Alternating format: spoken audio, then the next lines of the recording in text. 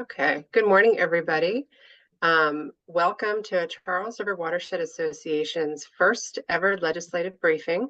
Our organization has been investing heavily in growing our advocacy capacity, and this is, just one second, sorry. It's just part of the Zoom world. I think we can all appreciate that.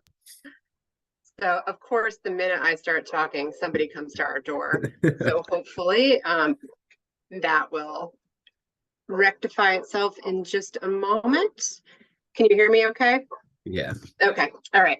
Well, so as I was saying, thank you for coming to CRWA's first ever legislative briefing. We're very excited to present to you our legislative priorities and talk about our advocacy work more broadly. My name is Jen Ryan. I'm Deputy Director of Advocacy for CRWA. And with us, we have Zeus Smith, our policy advocate, and Julia Hopkins, our communications manager. Guys, chill out. The next slide. Oh, Jamie Aldridge just joined. Yes. Thanks for your patience, everyone. Right. Okay. I'm sorry about that. I think everything's calmed down now. Okay. So CRWA was formed in 1965, a little bit about our organization, by residents that lived along the Charles River that felt that we could do better and we could have a cleaner river, which we do. It is one of the oldest watershed organizations in the country. We work with the EPA, state agencies, the legislature, and our 35 watershed municipalities. We have an interdisciplinary staff that has grown almost doubled in size in the past few years. And our program areas are river science and restoration, stormwater solutions, climate resilience, and outreach and education. And you may see us on the river pulling invasive species or doing water sampling. We have one of the oldest water sampling programs in the country, or you'll see us in the State House, or you'll see us in your community talking about climate change and climate resilience. The next slide. Yeah, and I'm going to pass it over to Zeus and talk through the agenda, and then we'll go back and forth and talk about our legislative priorities. Right. Well, welcome again, all. So just as Jen said, we're going to be going over first our legislative priorities, which we sort of envision in terms of three larger buckets: climate resilience, the People's River, and a healthy environment. Then we'll cover our other advocacy efforts, because as Jen noted, we kind of are trying to take an interdisciplinary approach, and that naturally means that we're kind of moving into other sectors and trying to incorporate other types of advocacy efforts beyond just in the legislative space. And then finally, we'll have hopefully a little bit of time to go over some questions and answer any questions you might have on the bills or those other advocacy efforts that I mentioned. And so, without further ado, I'd like to get to our first piece of legislation. And I did want to just kind of offer anyone for Representative Machino or Senator Eldridge, if you'd like to speak just a little bit about the drought management bill and why, of course, it is kind of a priority here for our state. Won't put you on the spot, of course, but just an opportunity.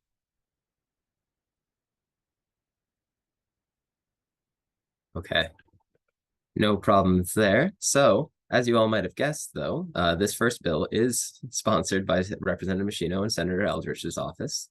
And what it essentially looks to do here is currently in our state, we have a home rule setup, which essentially means that each individual municipality has the capacity during times of declared drought to set its own drought conservation measures, water conservation measures. What this bill aims to do is codify our existing drought management task force. It currently does exist, but by kind of incorporating it into our laws, we can ensure that it's able to continue its important work. This bill further empowers that drought management task force by allowing them during times of declared drought to implement regional drought conservation measures. And essentially what that means is that across particular regions of the state, there are currently in Massachusetts a number of drought regions or water conservation regions, and this bill allows this drought management task force to allow those particular regions to have conservation measures kind of implemented across the region, thereby strengthening our ability to combat the sort of severe drought that we saw last year, and we may be seeing more frequently in the years to come. And was there anything there that I missed, Jen? Yeah, I would just say that that we have an antiquated water management system, and part of that, it's just it was designed for a different time. We have water that comes more quickly in terms of sort of flash rainfall, and then we have more severe drought. And climate change is water change. And part of what we need to collectively do as we adapt to a changing climate is do a better job of managing our drinking water and flood and storm water. And this is a lot about managing drinking water as well as ensuring that there's enough water for wildlife to thrive. And it's kind of shocking when you see the Charles River run dry in 5 spots, and several tributaries were completely dry. And part of that is because there is a patchwork, as Zeus was saying, of water restrictions. So some towns will put in place water restrictions, some towns won't. And we need to work collectively because water is a collective resource. And so we have the information that we need, and we have the structure, but we don't have the authority for the state to put in place water restrictions for non-essential water use. This is just for non-essential water use, like washing your house or watering your lawn when we are going into severe drought, which has been happening over the past couple of years. And another piece of the puzzle, which I think is helpful to understand, is MAPC recently put out a report looking at groundwater over time and recognizing that in the next 10, 20, 30 years, we're going to be seeing a depletion of groundwater resources. So we're not seeing it right now, but it is coming. And we, as an organization, have seen it in test wells that we monitor along the Charles River.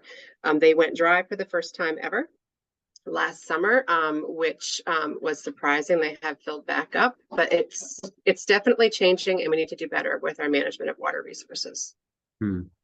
Thank you, Jen. And I'll just add, this year in particular, you all may be feeling that perhaps drought might not be as much of a concern due to the plentiful rainfall we have seen. And fortunately, the state is not currently in a drought. However, I will note that because of the warm temperatures, we're also not getting as much snowpack as we've gotten in the past. And that leads to concerns that during drier times in the summer, we may still run lower on water than we have in the past. So bills like this remains a priority as we face sort of the uncertainty of climate change. And a final note is only that this is a refiled bill, and we're very grateful to Representative Machino and Senator Eldridge for continuing to champion this bill. And moving along to the next. So the next bill that we'd like to discuss with you this morning is the Flood Risk Protection Program, and this is sponsored by Representative Peake and Senator Pacheco.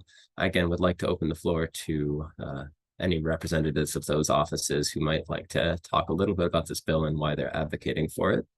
And you can just raise your hand, we'll unmute you.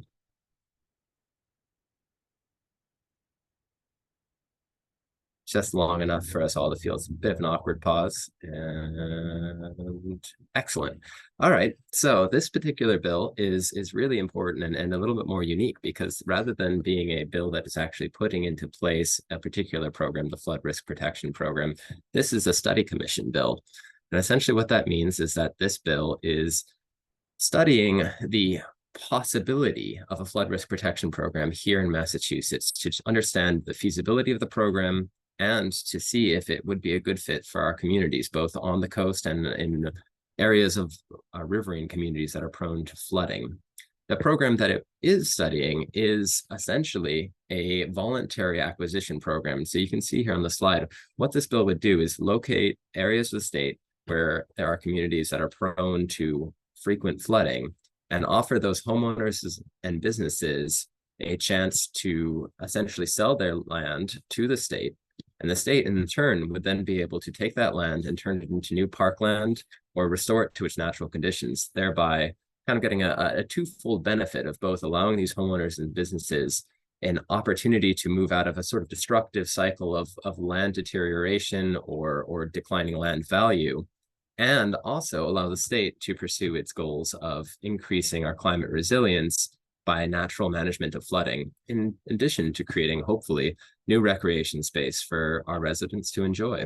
So it really is a very unique program that has worked in other states. Implementing the study commission bill is a wonderful way for Massachusetts to see if it would work here, and also to gauge what the interest of communities would be in this particular bill. And with that, I'll pass it off to Jen to add anything I may have missed.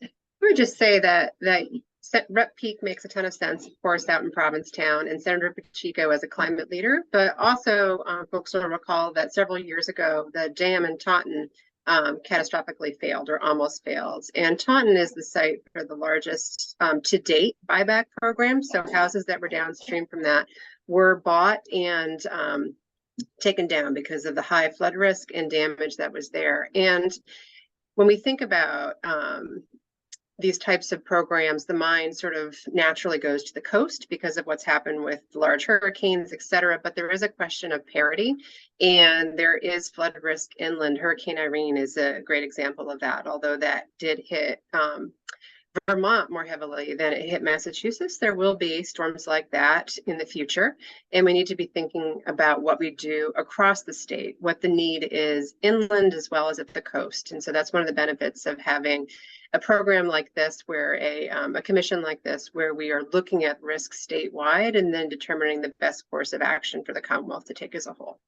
Mm-hmm.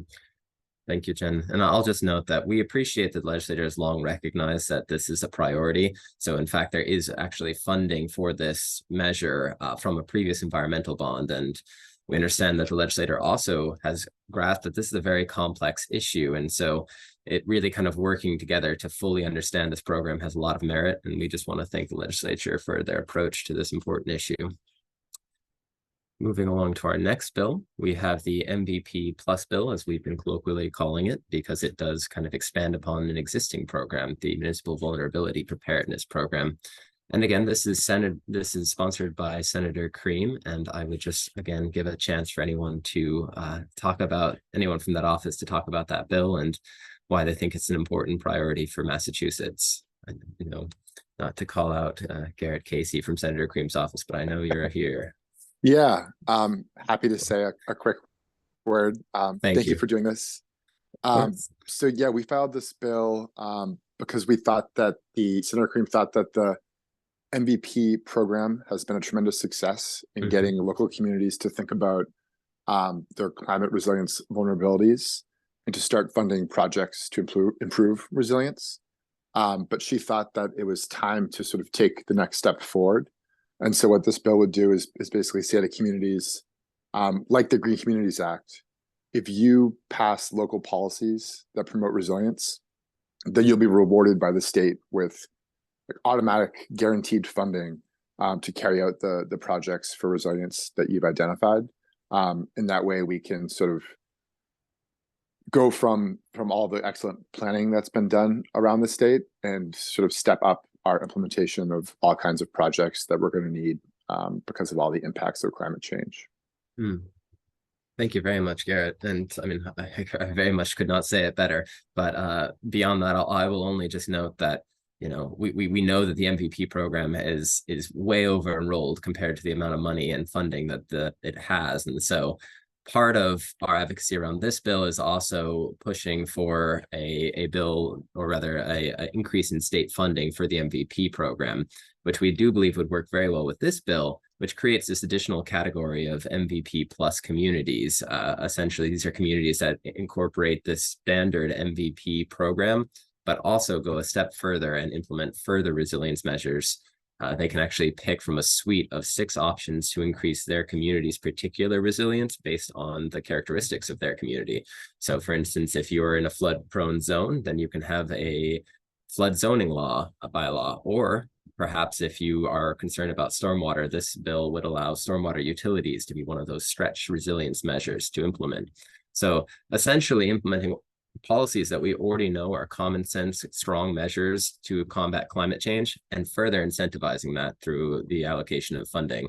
I will just say that we really appreciate the leadership of Senator Cream in understanding that Massachusetts works on a community by community basis and understand that the success of supporting and incentivizing these communities to implement these types of common sense policies. Anything to add here, Jen? Yeah, I would just say that thank you to Senator Cream and Garrett for all of their work on this. It's a very important piece of legislation. And the $100 million a year in state funding for MVP, stay tuned to hear more from the MVP coalition on that. We anticipate lobbying for this funding in the next environmental bond. And our coalition includes environmental groups as well as MAPC, the 495 Partnership, and others, recognizing that MVP projects are environmental projects, they're also economic development projects, and it's very important for the state to increase the amount of funding that's available for these types of projects. Thank you, Jen. All right, well, I'll pass this one off to you, Jen. I believe you had a couple of things to say about this bill. Yeah, so this is an exciting piece of legislation. The Outdoor Recreation Act, filed by Rep. Blais and Senator Feeney, complements the Office of Outdoor Recreation, which was put in place by Governor Baker at the end of his term within the Executive Office of Energy and Environmental Affairs. One piece of it is the outdoor recreation economy, that the state has not invested in outdoor recreation like other states have. Sometimes you can see that when you go to New Hampshire or different places where their parks and rail trails are better developed than ours. That's a piece of it. Another piece of it, though, is the funding for underserved communities. And so so the legislation calls for priority to be given to underserved communities, which includes the excellent definition of environmental justice communities, which was put in place recently in Massachusetts, and expands on that to include rural communities too that have been historically underserved. And our vision for this is taking a portion of the state sales tax. So it's a dedicated revenue, a dedicated funding source that takes the existing sales tax on outdoor recreation equipment, like soccer cleats, like fishing rods, etc. It puts that into a dedicated fund. It's $50 to $75 million a year, we estimate, that would then go to the Office of Outdoor Recreation and could be granted to both municipalities, state agencies, nonprofits, etc., to support outdoor recreation projects. And outdoor recreation projects are defined as trails, rail trails, boat launches, nature-based playgrounds, and also restoration projects, habitat restoration projects, like river restoration projects that support fishing or support boat launches or support kayaking, whatever it might be. And also, I would note that because it's a dedicated revenue source or dedicated funding source, that puts it in the AAA bonding category. So that money can go a lot further. So it can be a really high quality match to other projects, or it could be bonded on to grow significantly. Wonderful. Thank you so much. Yeah. All right, and the next bill that we'd like to introduce is the Invasive Species Bill, and this is sponsored by Representative Rogers and Senator Jalen, and I do again believe we have a couple members of those offices here on the call. I think I even saw Representative Rogers himself, so I'll just pause again to give you all a chance to comment on the bill if you'd like to.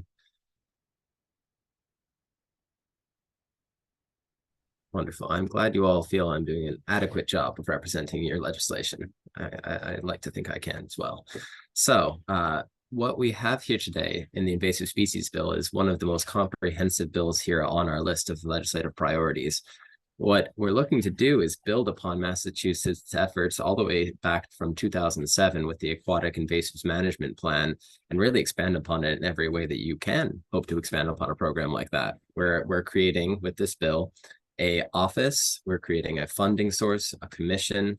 We are really kind of taking a full approach to the invasive species problem, kind of understanding that right now we're not just dealing with aquatic invasives, we're dealing with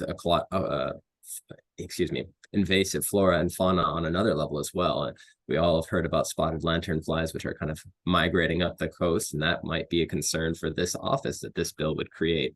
And so in a real sense, this bill, by kind of building upon all of these efforts and creating this funding and creating this sort of holistic approach to invasives management, will set Massachusetts up to tackle, again, sort of the uncertainties that we may experience as climate change kind of alters our environment and the animals and plants that inhabit it. And so we're really excited about this bill because we do believe that the sort of monitoring, removal, and funding to tackle these types of issues is going to require more than sort of an ancillary office. It's going to require a full kind of intentional effort to approach invasives management here in Massachusetts, and this bill does that. So anything else to add there, Jen? I think that's right. You can see pictures of our staff there pulling invasive plants right there. It's a big part of our work. It's a big issue in the Charles River. Yeah. Thank you. All right. And on to, last but not at all least, the pesticide bill sponsored by Representative Hawkins and Senator Feeney. And I did just again want to pause. Representative Hawkins, I believe I saw you here. If you'd like to add a few words about why you think this bill is important. I know you've been championing it for a couple of sessions now, and I think the time is nigh. So, okay, I can unmute myself. I thought you were going to unmute me. No. Zeus, you and Jen are doing an awesome job. I'm not coming on because I didn't think you would present it just as well as me. I appreciate that. A little bit of context to this bill. Of course, with the death of MK, the bald eagle, a couple of weeks ago, everybody's very much aware of it. But we've had incredible support. Charles River Watershed, along with 30 different groups supporting this, including MSPCA, Audubon, Massachusetts Veterinarians Association, New England Wildlife. Everybody sees this as a problem. All the wildlife rehabbers in the state report that almost every animal they come in is sick with rodenticides. But and we know from the work of Dr. Murray at Tufts that there's a scientific link between the use of these second generation anticoagulant rodenticides to deaths in birds of prey. I can say this right. I should let you talk. You talk more. We know that there's a link, but there's a certain amount of information that's lacking. We got together, and this was filed midstream during the last session. We got together with these different groups, and everybody was unanimous. We didn't want to do something that was going to take years to pass. We wanted a bill that had no issues with it, that we could pass quickly, that would move the needle to cut down on the use of these second generation anticoagulant rodenticides. So what we decided on, the thing that's missing if there was going to be any further restrictions was the information to do it. We have information, the scientific information, but we don't have information about the usage. By federal law, it can only be used by licensed pest control companies. But even so, they report through their reports on paper, which means it's impossible to know where they're using these, how much they're using them. All we know is that a lot of birds and other animals, foxes, even pet dogs, are dying from exposure to poisoned rats. So this would change it to electronic. Electronic is of no burden to MDAR because they already have the portal, but where it's on paper right now, there's no way to get any sort of useful data out of it as to where and how these are being used. One of the fun things is, besides the support from outside organizations, we got incredible support within the legislature. Nobody was against it. Everybody was in favor of it. Every committee that it went through treated it like their own bill, like it was their own bill, and made it better as it went through. And we ended up with a pretty good piece of legislation with some things that we didn't even think of, despite our numbers and our wealth of background in this. So we ended up with a pretty clean bill that changes it to electronic monitoring, electronic reporting, with a mandatory annual report that's publicly available and searchable, so that it can be searched by different advocacy groups to see what further action might be necessary, and IPMs for state-owned buildings where people are eating food and there's rats, and that doesn't preclude them from using SCARs. They just can't be the first line of defense. So we'll end up very quickly with a lot of information that will help us to identify the problem and at the same time reduce the use just by awareness. It passed, and we filed it in late May, which is midway through the first year of the 2-year cycle. It passed in the House in June by voice vote, which is unanimous, and it went to the Senate, of course, during informal session, which is a little, everybody spread a little more thin, and it passed in the Senate the last night of the session. But unfortunately, these things we're still old school in a lot of ways. It's a piece of paper that gets carried back and forth, and it missed the last step. So it's never enacted, even though it was voted on and the language is agreed to. So we have filed to take no chances. We filed the very language that was passed in both the House and the Senate. We didn't even change an apostrophe. We filed a Senate version. I don't know that we need to do that, but why take any chances? So we're feeling pretty confident that we can do this very quickly and make a difference for these rodenticides. And thank you, Zeus and Jen, for your advocacy. I've read what you have written about it. I think you might have been a more eloquent speaker on it than me, but we appreciate the chance to talk about it. Hardly, Representative Hawkins, and we're just so grateful for you and your efforts to push forward this legislation. And I mean, as you say, it has essentially passed, and so we're really hoping to just kind of push it over that finish line with you and make sure that we can get a better understanding of this issue, because I think, as you said, recent deaths of the eagles in cemeteries is not what we want to be seeing here in our state. So thank you very much. As designed, it went through very quickly. It's got all support. That there was nothing in it that anybody would have objected to. So we're optimistic that this will happen quickly. I'm glad to hear it. Thank you again. All right, and moving on to some other advocacy efforts here that CRWA is working on. I'll pass it off to Jen to talk about those. Yeah, thank you. And thank you, Representative Hawkins, for your work on the Rodenticide Act. It's very important. So I was going to talk just briefly about our climate compact. So we have a organization of about 25 municipalities within the Charles River Watershed that have come together, in part funded by MVP, to coordinate and discuss and identify priorities for climate resilience projects, be they green infrastructure or gray infrastructure, although green infrastructure is, of course, our priority. We work collaboratively with these communities, and we've also worked with Weston and Sampson to develop a future flooding model to better understand what the threats are from flooding in the watershed as precipitation increases. And part of that work identified a number of priority projects across the watershed. So ones that we think, if implemented, would help in a meaningful way with future flooding and also help restore the ecosystem. The communities that participate in the Climate Compact came together and identified top priority projects. There's a handful of them for this year, and for the next year, there'll be a handful more, and for the next year, there'll be a handful more. And this year's project, the one that bubbled to the top, no pun intended, I guess, is the Hardy Pond Flood Storage Project. This is in Waltham. I wanted to talk about it a little to kind of give it some visibility across the legislature and sort of understand how it is that we're working with communities. So this is a project where Hardy Pond is kind of out near the highway in Waltham. It's a great pond. It was filled in part a number of years ago, and it has a fair bit of invasive species in it, and it is on its outlet, there is an old concrete weir that is just kind of doesn't do a lot, but it's there. And it's a site that does flood when there's heavy rainfall. And so working with the city of Waltham, and this is a priority for the city of Waltham, I should say, we're putting together a proposal to restore the wetlands, so to remove the fill. There was a project there that was halfway done when the Wetlands Protection Act passed, and it couldn't go forward because it would have filled more of the pond, and that fill is still there.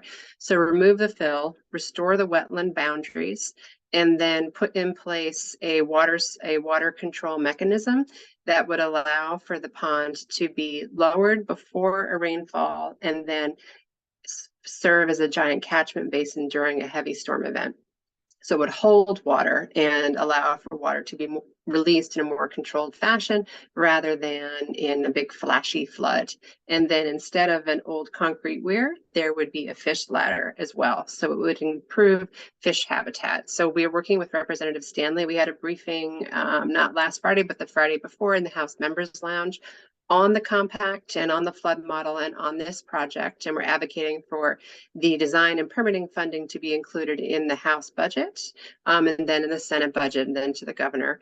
And we're working in this fashion to support communities as they put in place these types of flood mitigation projects. And there's going to need to be many of them across the watershed, and it's going to take a real collaborative effort like the Climate Compact is. And so I just wanted to talk a little bit about it. You may have heard about it or seen it in State House News, and you'll be hearing from us as we go through the budget process. That's that one. And then I also wanted to just briefly touch on the rest of our work. So we, you probably know us best for our work on Clean Water Act implementation. So cleaning up the river with a goal of fishable, swimmable. And that includes closing combined sewer overflows, implementing better stormwater management through residual designation authority, working on MS4 permits with communities. We're also tracking very closely PFAS and PFOAs in our watershed and what the new EPA levels mean for drinking water resources and mitigation and what that's going to cost and what that's going to look like. And then hand in hand with that, the expansion of the MWRA. The MWRA has clean water, and many of our communities are impacted by PFAS. So how do we think statewide about access to drinking water and ensuring that we have access to drinking water? And drinking water is also and water is also a key priority for economic development, and it's something that that we pay a lot of attention to. We also work on waterfront access issues under Chapter 91. That's the Public Waterfront Act, and in particular, right now, the relicensing of the boathouses along the Charles River and ensuring that the requirements of Chapter 91 are upheld, which do allow the public access to the shoreline, because the shoreline, like air and water, is a public resource and a public trust that we all have a right to. And finally, we do quite a bit of work on dam removal and river restoration. So focusing on defunct dams. So there are over 100 dams in the Charles River watershed. A handful of them certainly serve a purpose, like Moody Dam. There's others that are for flood storage or provide drinking water, protect wellheads, or they're used for fire suppression. But the majority of these are relics from an industrial past. They are expensive to repair. Many of them are in disrepair, and they also impede the passage of migratory fish or impact local fish populations. And so we are thinking kind of comprehensively about the watershed health and thinking about the migratory fish and identifying sites where we think that dam removal is appropriate. The Watertown Dam being the main one, which interestingly is the first, the site of the first dam that was built when the colonists first arrived in Massachusetts. So it is the oldest site. It was occupied by indigenous peoples for 4,000, 5,000, 6,000 years. It was long a site of a fish weir. It was put in opposition to multiple tribes. There's a lot of documentation about this.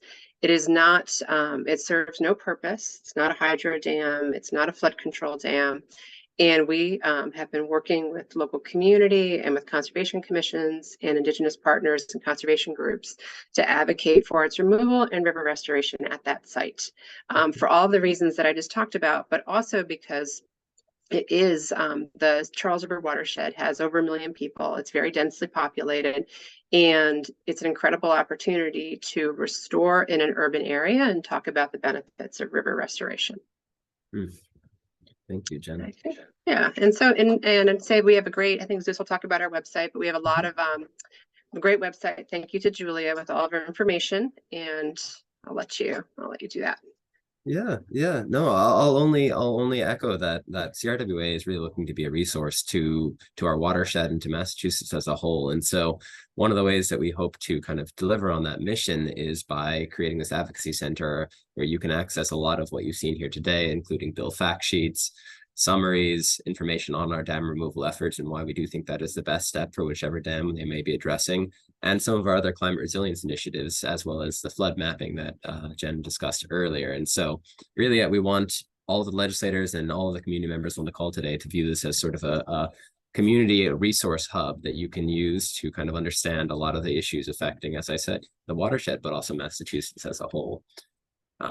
And with that in mind, we also have a lot of upcoming advocacy events that we would like to bring to your attention. We are coordinating with local advocacy groups and conservation-focused companies to host these events. So they're a kind of dynamic slew. We're not just talking about dry Zoom briefings, which I hope hasn't been so dry for you all, but also tours of dams, tours of some of these other sites, Hardy Pond, a lot of other areas. Hopefully, we're working on kind of just finding new ways for legislators and community members to interact with the river so they can understand why a lot of these initiatives are quite so important. With that in mind, we're doing an Earth Day cleanup. I'd love to call out to all the legislators here that we are doing an Earth Day cleanup in the Charles. It's one of the largest in the country, if not the largest. We host it in coordination with other groups. I think we have something over 1,200 people currently registered for it.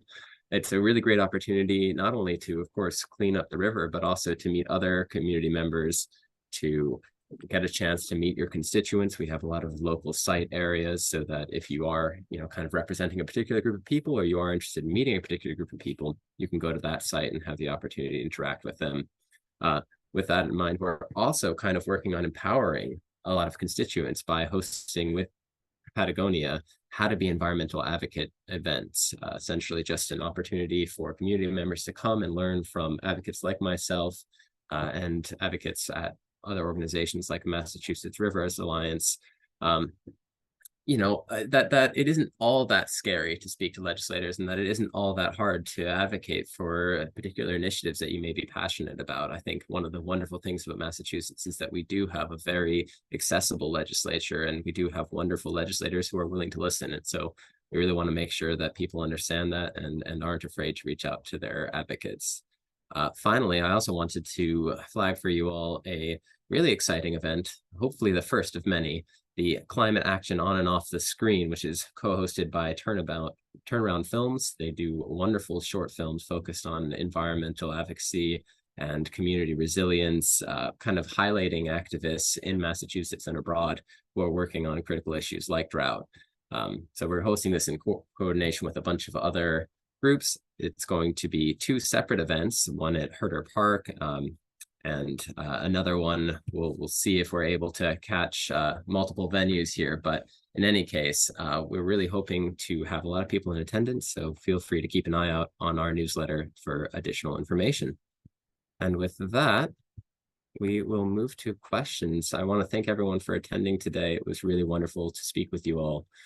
A special thank you, of course, to our legislators. We really, really appreciate the work that you've done to make our state more climate resilient, and the work that you've done to kind of help advance Massachusetts as a whole. So see some questions here in the chat. Okay. All right. Hi, Pallavi. Yeah, I can answer these questions. Wonderful. So Pallavi asks, a former CRWA staffer, about Watertown Dam and what that might look like, and also the I-90 project. So the Alston project, the throat of I-90 along the river. So the Watertown Dam, we do have, if you look on our website, we do have a lovely story map that shows what it would look like restored. So it becomes, the dam itself is not all that high, but it does create a kind of a small impoundment. So there would be a little bit more shoreline that would be restored with native species. And then the dam itself, when it goes out, would become a riffle, but not a significant riffle. So it's, I think, probably best looked at online. And I don't think I can pop it up right now, but we do have it online. Julia, would you say anything? Yeah, you agree? Okay. And then on, and we've also done feasibility studies and are working with DCR on additional feasibility studies to understand sediment impacts and fisheries impacts, et cetera. So it's a very sort of well-vetted, engineered conversation around that site. And then I would say on I-90. So I-90 is the overpasses that you may be familiar with along the Charles River. And the proposal to take down those overpasses and put all of the highway and Storrow Drive and the train tracks at grade. And we have been concerned about the at grade proposal because in order to do that, you have to build a road into the river. And it's proposed to be a temporary road, but it would be at least 8 years, if not longer. And temporary often does not mean temporary. So there's significant impacts on the river itself, both from water health, but also from recreational access. I know our partners in the rowing community are concerned about it, and they're actually doing a tour this summer with legislators to put out buoys and show the impact on the rowing lanes in the river, what that might look like. How we come at the I-90 project is we're concerned about future flooding and using the projections for future rainfall, stormwater management, ensuring that that water does not just go running right into the river, direct impacts on the river. And then the bigger question of thinking creatively about open space and what that site looks like. So one of the overarching goals of this is to connect the neighborhoods with the river. And we are concerned that 12 lanes of traffic with a small overpass walkover is not really connecting a neighborhood to the river. Are there more creative ways that we could explore this? For example, you may have seen in the Globe that There's a proposal to cover the highway with a park and reconnect Chinatown with the rest of the city. There are ways to kind of get at this needed repair and upgrade at this site that maximize green space and community connection and minimize stormwater runoff. So that's our long kind of big picture goal, and that's how it fits in with advocacy. So we have reached out to the governor's office about this. We will continue to advocate for the river health and open space at the site. And we know it's a long conversation and it's going to take, many years for there to be federal funding, et cetera. But we think it's important that river health is at the table. We have